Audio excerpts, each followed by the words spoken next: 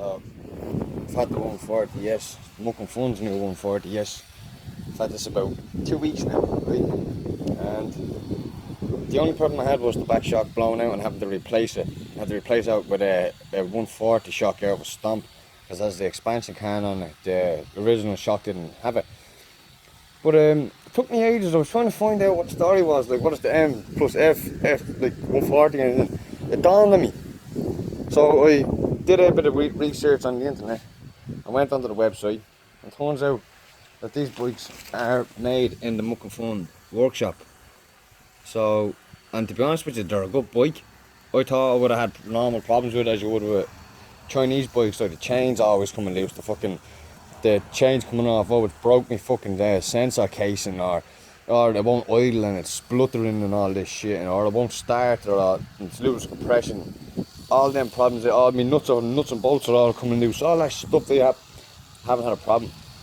The only problem I did have was the shock braking, and that's down to me because I was sending the thing in fourth gear and I hit a little jump, and when it bottomed out and it just blew. The only thing I had was these two bolts in here came loose through vibration. I let a friend have a shot and he couldn't get it into second gear. Well, he's new, he wouldn't be new to bikes, but he definitely wouldn't be as familiar with bikes. But he couldn't get it into second gear, and that with the vibration rattled the two bolts, loosened the clutch. But as soon as I tightened up the two bolts and tightened back up on the clutch, there was not a problem with it.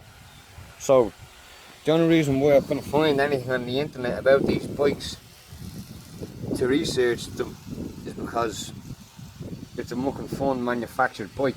I don't know if they're ordering their parts in from China, but they clearly fucking are, because here's the engine.